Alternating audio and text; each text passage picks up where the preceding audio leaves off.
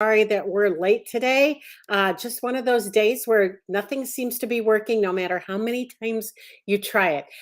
So today I have a special guest today with me, um, and her name is Cheryl Burgett. Please meet Cheryl Burgett. Hey, Cheryl, how are you? Hey, I'm great. Glad to be Thank- here, Jean. Thanks for being.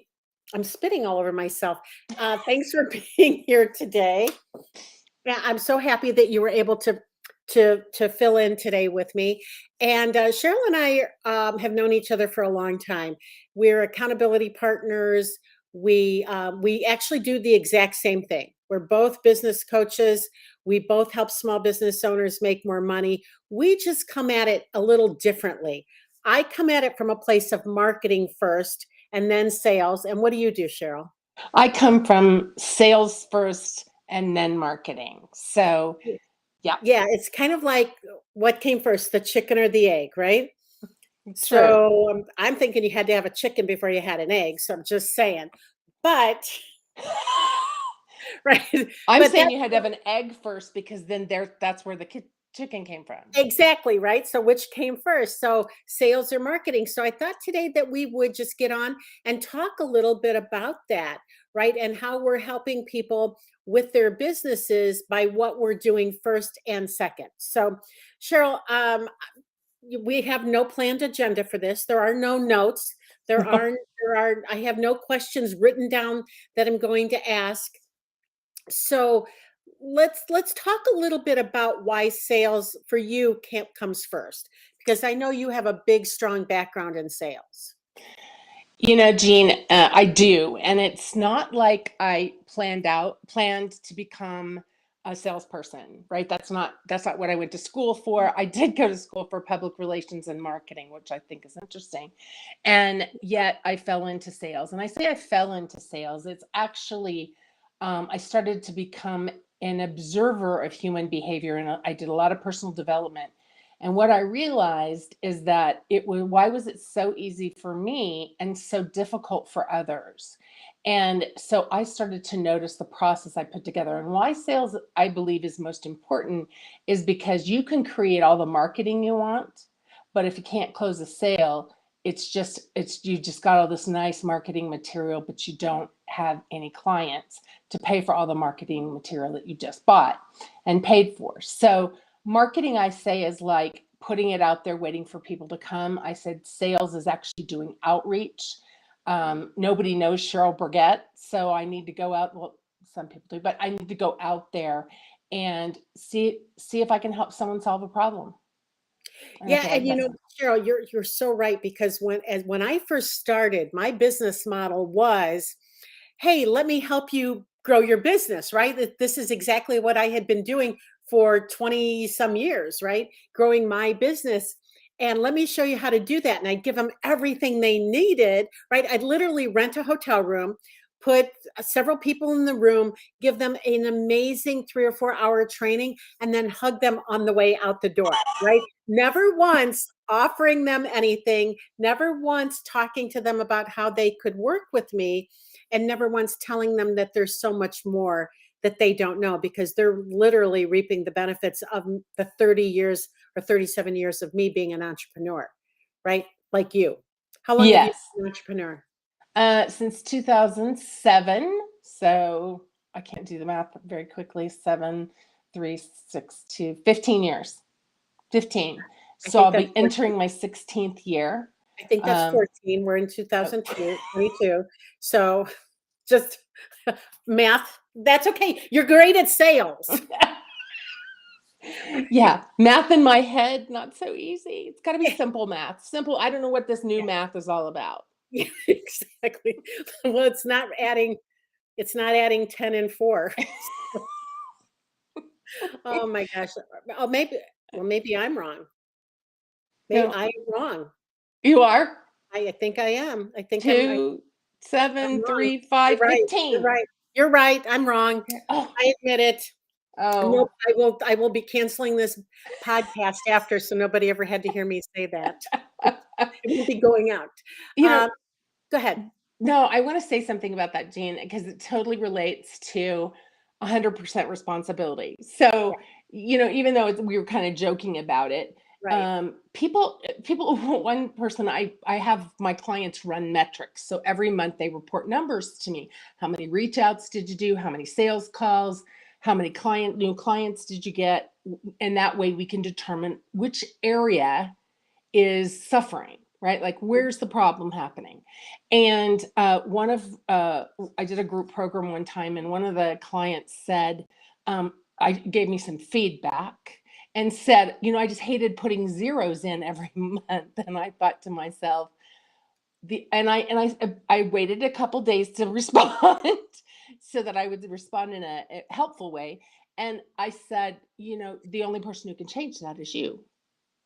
Is I can give you all the ideas, I can give you all the strategies, I can give you the words to say, but ultimately you have to take the action, right? Well, exactly. And so while I do believe marketing comes first so that you have something you tell people what you can do, you're absolutely right. If I hadn't invested in somebody to teach me how to do sales, I would be out of business by now, right? I would have still had those two chocolate stores that I hated um, and, and not really growing anywhere. I probably would have actually sold them off by now and retired. And now you have a thriving coaching business, right? Well, yeah, but the point is you have to get good at sales. I think that's the point I want to make is that you have to get good at sales, and which is the reason I wanted to talk to you today about sales, right? So I think we're going to talk a little bit about marketing and sales. Um, Hmm. right? So let's talk a little bit about what is something. Give me a couple tips that we can share with people about sales. Not talking about your freebie because you guys at the end we're going to have a great freebie for each of us. Are going to share something with you, a free offer. You don't have to pay for it. It's great content. Take it, absorb it, learn it, use it, make money from it. That's all we're looking for, right? All right. Absolutely. So share a couple of sales tips that you like to share when you're speaking. So, one, I think I'm going to talk about a myth of sales. Okay. So, most people have a preconceived idea that sales is pushy, manipulative, and salesy. And a true sell or true sales is really about discovering someone's problem. So when you get on a sales conversation, you should be asking questions, not making any assumptions, and listening for the answers.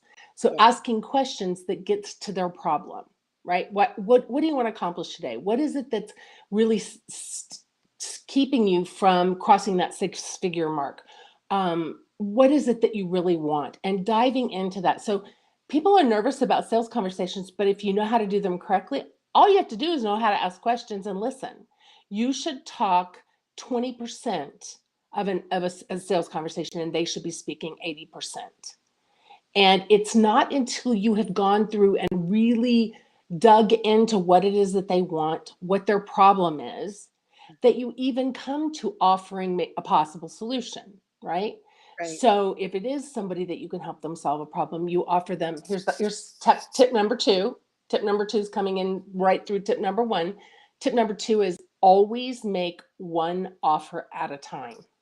Yes. Always make one offer at a time. And I know, Jean, you know this. And people, if you give them a chance to do a paid offer or a free consultation or a blank, whatever it is, confused minds don't buy. So one offer at a time, and let them say yes or no to that offer. And then if there's an upsell or a downsell, you can offer it then. So understanding the process of only offering one thing at a time that you feel is the best fit for your client.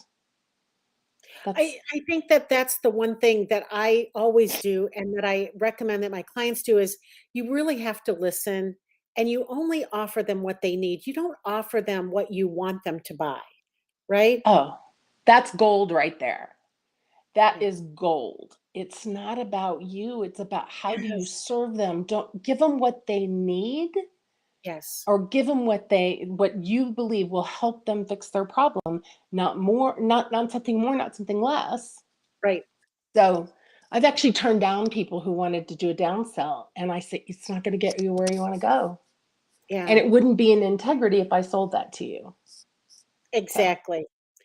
It's so funny because we're going back to 2018, I think it's 2018, and I had a guy I met and who really needed help in his business. He literally was making no money from his business, and I had a conversation with him, showed him, listened to what he had to say, showed him where I could help him, and made him a 6-month offer because that's what I was doing at the time, was 6 months, and he turned me down. So I did turn that into a downsell and offered him a VIP day, right? Very low priced VIP day. And guess what? At the end of the VIP day, I really could see more of what he needed. And I offered him a 12-month program at double the price that I had offered him before. And guess what he said? yes, Yes. Yeah. Right. So you have to really be able to see that. So what do you have any other tips you want to share about this? I of course, Okay. I'm full So of tips. I'm full of tips. Well, here's another one.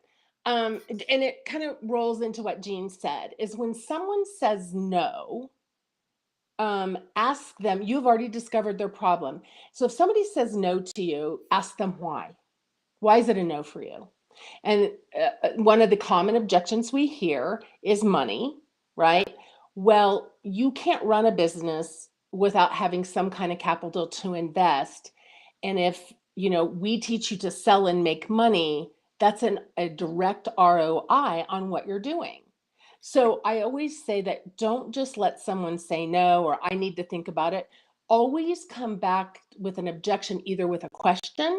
Tell me more about that. And if you don't know anything else to say when somebody gives you an objection, you your words are, tell me more about that. Tell me more about that. And that way you're getting more information, right? Well, I don't know if my spouse will go for it. Well, I can't tell you, Jean, how many times both you and I have heard, I don't think my spouse is going to go for it. And the spouse is like, yes, go, right? I want to support Yeah. you.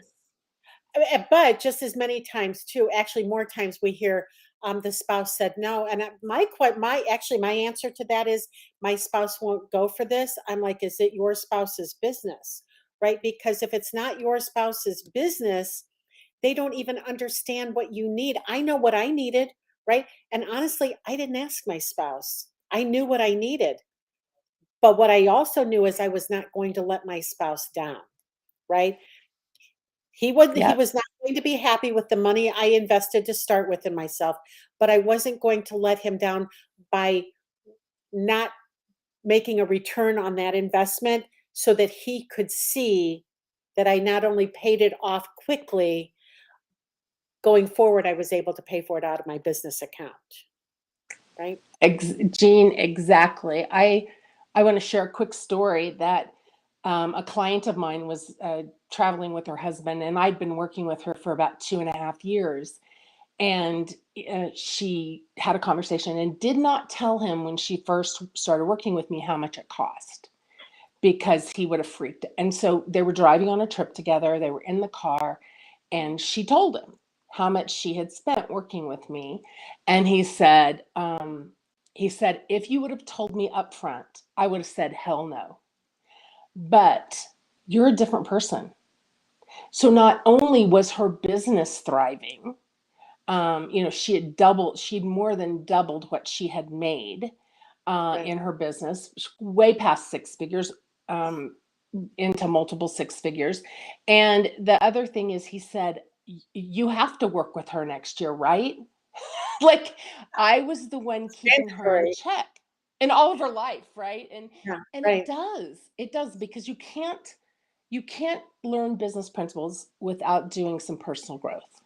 100%, right? I was talking yesterday to a woman, or this was yesterday, to a woman who's a life coach. Mhm. And and she was talking about stuff. I said, "It sounds like you're a business coach to me." And she says, "No, I really help them start a business." And I'm like, "That's kind of like a business coach." And I said, "But here's the thing. As a business coach, I'm also a life coach, right? There are things, sometimes people show up and they let those problems, I'm sure you have this all the time, kind of like what you're saying, they let those problems fester in their lives, which keeps them from creating the business that they want. 100%. Right? 100%. So the things that, and it's, I will say it's something I've had to learn. Yeah, You still have to make money. You still have to run your business no matter what's going on behind the scenes.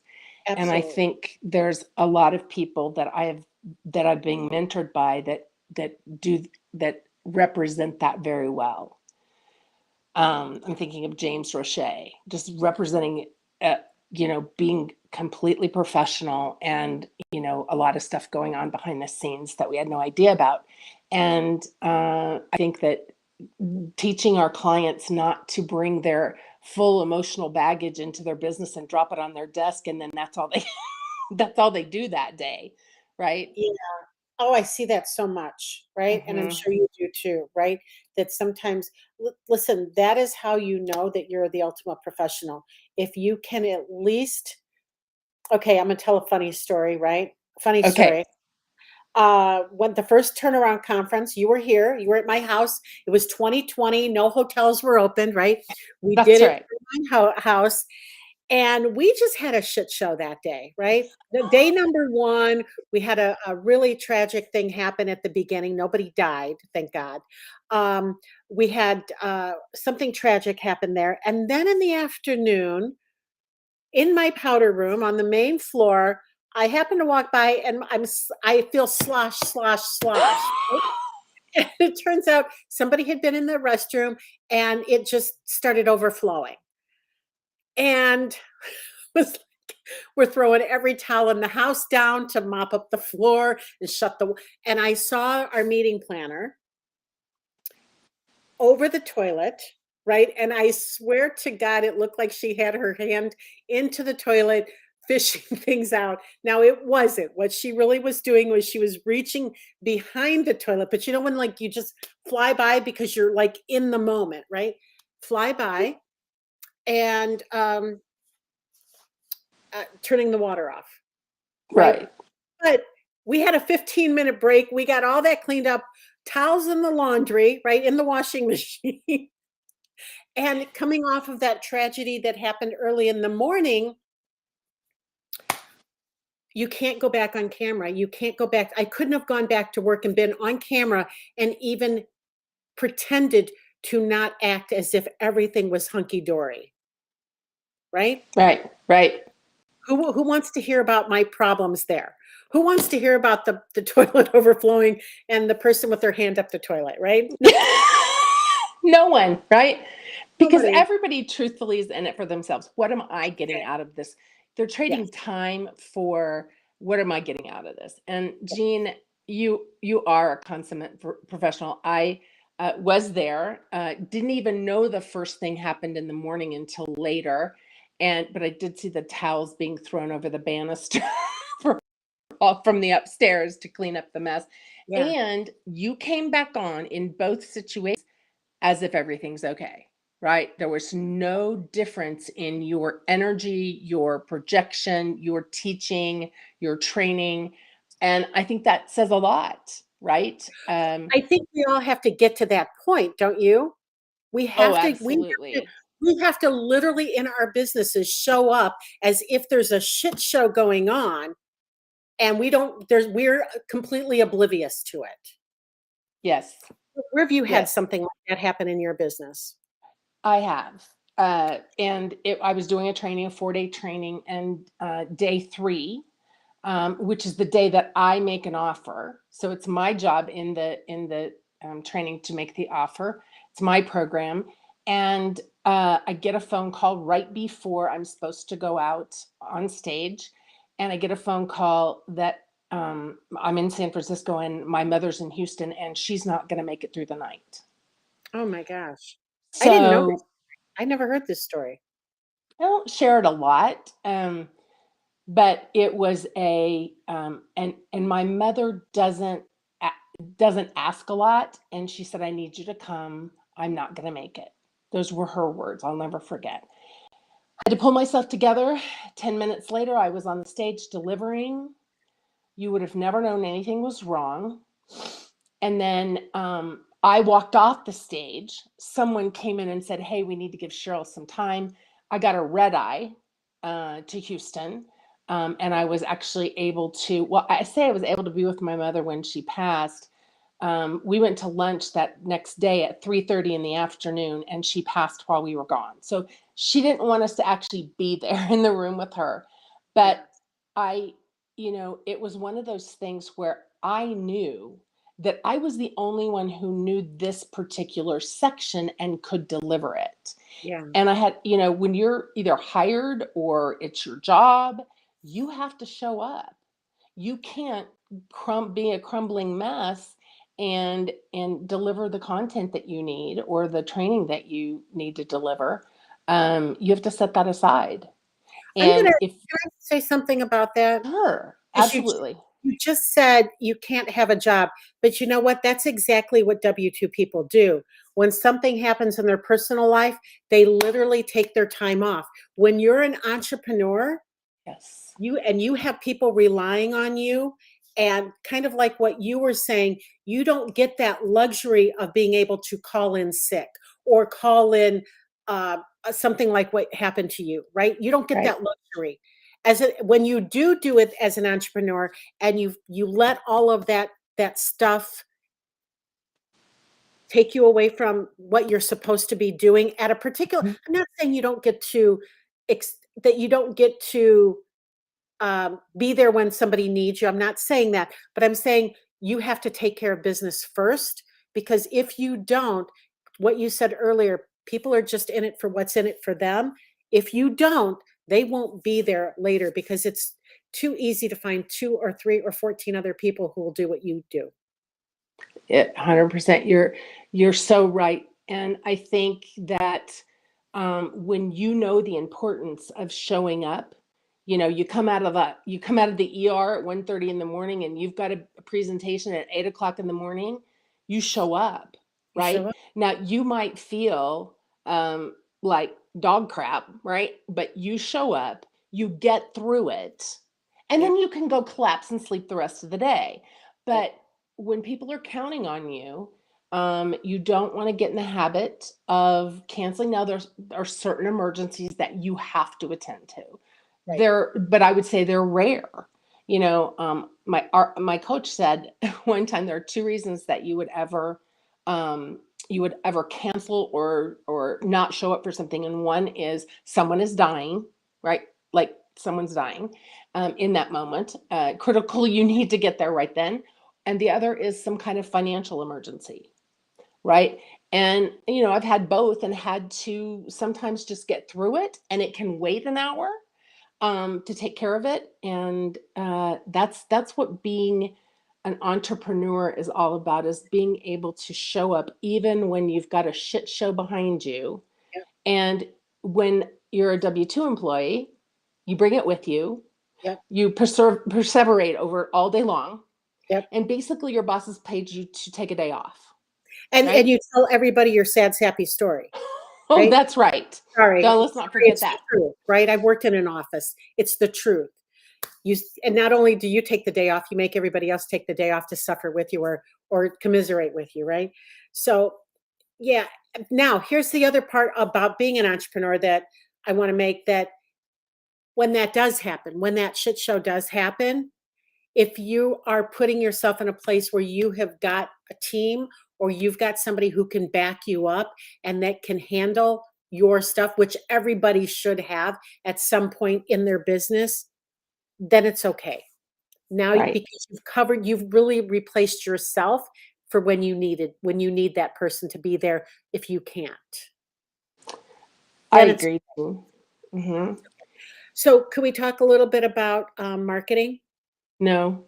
Oh, Okay. yes, of course. Actually, here's a secret. I'm going to tell everybody else. I'm not going to tell you. I'm going to put my hand. Let's see. Wait, it's the other way. So when I have to when I'm trying to put together a marketing flyer or something like that, I always send it to Jean to fix because she's so great at creativity. Anyway, okay. If I don't have a professional do it, so No, well, I just wanted to share for I wanted to share, I won't tell too many stories, but I wanted to share you, how many tips did you share? uh, four, maybe Okay. three, All right. three. Well, then I'll share 3 then. All right. Okay. So, one of the back in the day, right? I used to own two chocolate stores, and honestly, from the time my kids were babies, I was reading marketing books. I wasn't reading Home Woman's Day or whatever those magazines were. I was reading marketing books, which is so funny because I didn't even really have a business at that point. I was just starting out. But I just fell in love with marketing, right? I love the idea of the creativity you can bring to the table when you're trying to tell people about what you do, because the better you, when you're doing something great, you got to make it sound even 25 times greater than it is, right? It's already great, but you've got to now put that spin on it, right? It's not just milk chocolate, it's toasted milk chocolate with warm, salted, roasted pecans, right? You've got to really bring the I don't know what you would call it. Bring the I game. call it juice it up, right? You got to Juice it really up. juice Yeah, it you up. got to juice it up. So I'm going to share three marketing strategies that I have, and then I'm going to, and I'm not going to tell all the stories that are in there, but three of the ways that are four of the ways that are three of the four ways that I turned it around. Those two, when I bought them, they were bankrupt, right? Who does that? First of all, nobody buys a bankrupt business, but I did because I believed in me, right? Mhm. So one was customer service, right? Customer service can be considered marketing, and it's free and it's easy to be nice to people. And the easier and nicer you can be and find a way to always say yes instead of no. How many times are you in someplace and somebody's like, I'm sorry, that's not our policy, right? I'm sorry, we can't do that. No, we can't do that. No, we can't do that. That's against our policy, right? Hmm. We had a policy that we don't say no, right? We don't say no. We figure it out how we can help them. May not be exactly what they wanted, and maybe both of us didn't lose something. One of us didn't lose something. It was always has to be a win-win. I don't know. I know you do that as well. I do, Jean, but you just articulated it so well. I just had an experience like that last weekend, but I won't tell the story because we're in the middle of your marketing tips. And I I just really, interrupted you, so please I'm, tell the story because if you're making my point, go ahead. okay. So I am going to confirm that point. So we were at a restaurant having breakfast after Thanksgiving. We were getting ready to drive home. We wanted to get a good breakfast before we left. And when the check came, there was a huge disparity between the two dishes we had. And we, in essence, had eggs, hash browns, toast, and I had bacon and she had sausage. Should be right around the same price, right? Right, right. And one was $9.25 and the other was $15.50. So I called the waiter over and I was very nice. I said, "Can you just explain to me the difference in these?" And he says, "Well, I don't make the prices." Hmm. Okay, not the right answer. I'm really, here's the right answer. I'm really not sure why it's different. I'm happy to go find out for you. I know that recently our prices raised, and I understand that. Everyone's prices are going up. I get Exactly. it.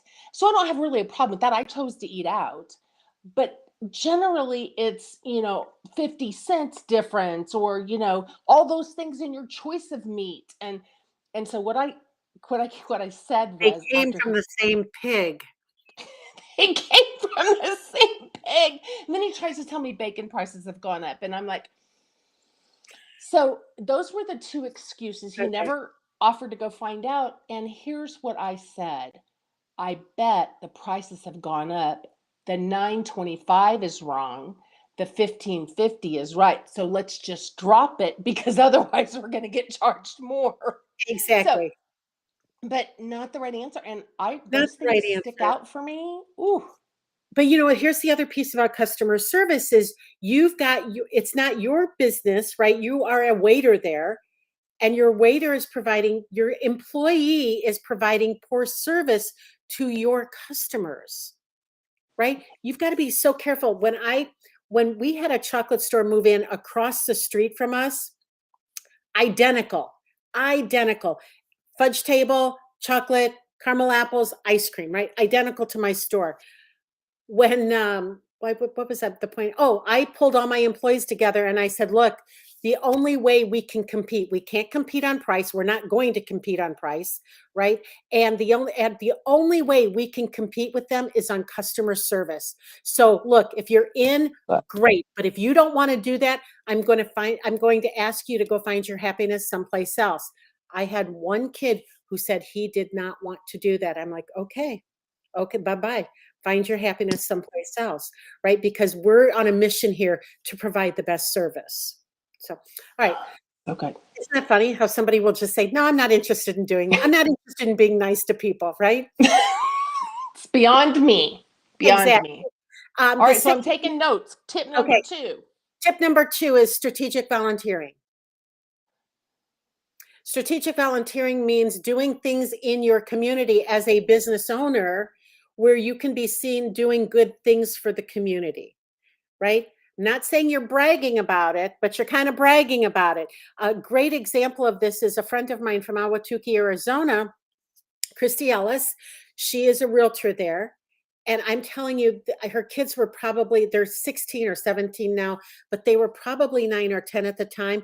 And she would volunteer every Saturday morning at the Humane Society. And her little identical twin daughters were in there playing with puppies, right? And they're playing with puppies and they're reading to puppies. And they're like, literally, you know me, Cheryl, you show me a puppy video and we are friends forever, right?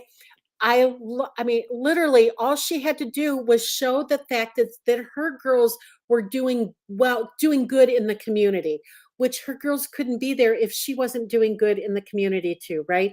She was making sure she was there.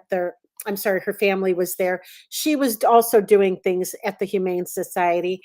And it just was she and I got together and we're talking and we developed the term strategic volunteering, right? Because when you volunteer, well, so many people don't. You've been on committees, right?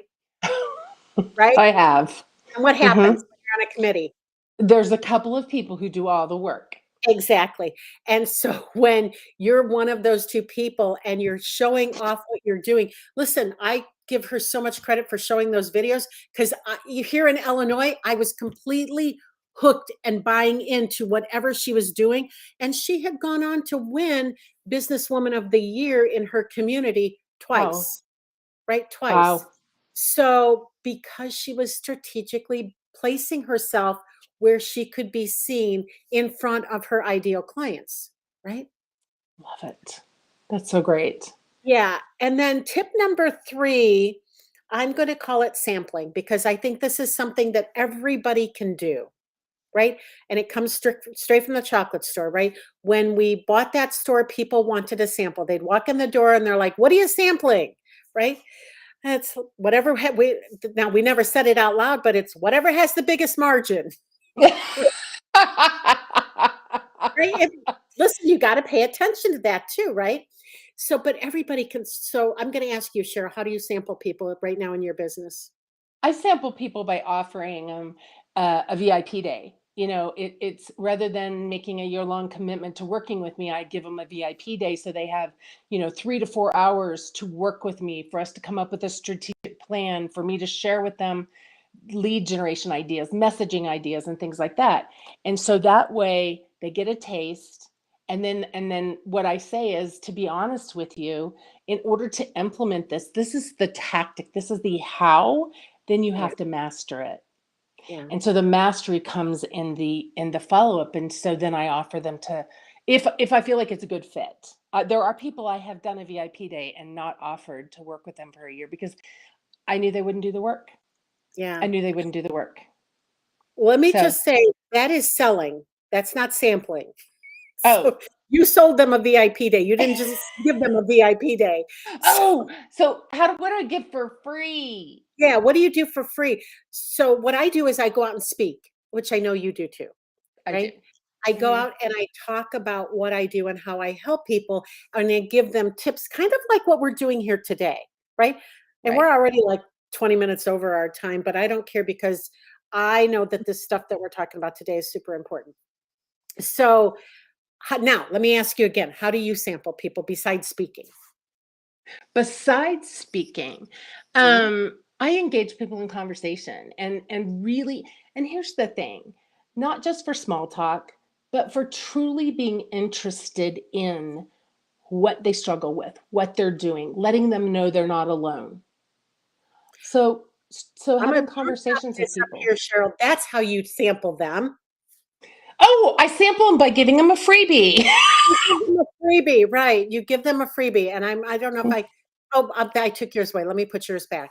I have a freebie too for them, but yeah, that's exactly what we do, right? We give people great content, and somebody will take some of these ideas and take them off and make money with it, right?